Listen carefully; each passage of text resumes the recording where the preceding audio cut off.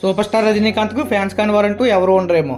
70 సంవత్సరాల వయసులోనూ యంగ్ హీరోలకు పోటీ ఇస్తూ సినిమాలు చేస్తూ దూసుకుపోతున్నారు రజనీ.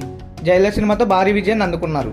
నెల్సన్ దిలీప్ డైరెక్ట్ చేసిన జైలర్ సినిమా ఏకంగా 700 కోట్లు వసూలు చేసింది. అలాగే లాల్ సలం సినిమాలో నటించారు రజనీ. కానీ ఈ సినిమా దారుణంగా ఫ్లాప్ అయ్యింది. ఇక ఇప్పుడు వరుస సినిమాలను లైన్అప్ చేసి బిజీగా ఉన్నారు. ఇది ఇలా ఉంటే లేటెస్ట్గా సూపర్ స్టార్ రజనీకాంత్ను కొంతమంది నెటిజన్స్ ట్రోల్ చేస్తున్నారు. వివాదాలకు కాంట్రవర్సీకి దూరంగా ఉంటారు. కానీ ఇప్పుడు ట్రోలర్స్ బారిన పడ్డారు. దానికి కారణం ఏమిటంటే ముఖేష్ అంబానీ అంట రీసెంట్గా పెళ్లి వేడుకలు జరిగిన విషయం తెలిసిందే. అంబానీ చిన్న కొడుకు అనంత్ అంబానీ ప్రీ వెడ్డింగ్ వేడుకలు 3 రోజులు ఘనంగా జరిగాయి. ఈ వేడుకలకు చాలా మంది సెలబ్రిటీలు వచ్చారు.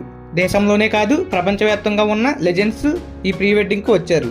అలాగే సూపర్ స్టార్ రజనీకాంత్ కూడా ఈ వేడుకకు వచ్చారు. అయితే అక్కడ జరిగిన ఓ సంఘటన ఇప్పుడు సోషల్ మీడియాలో వైరల్గా మారింది. ఈ వేడుకకు హాజరైన సూపర్ స్టార్ రజనీకాంత్ను ఫోటోలు తీసేందుకు మీడియా వాళ్ళు సిద్ధమయ్యారు.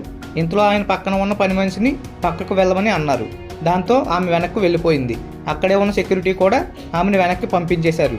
ఇప్పుడు ఈ వీడియోపై నెటిజన్స్ విమర్శిస్తున్నారు. సూపర్ స్టార్ ఇలా చేయడం కరెక్ట్ కాదు అంటూ కామెంట్స్ చేస్తున్నారు.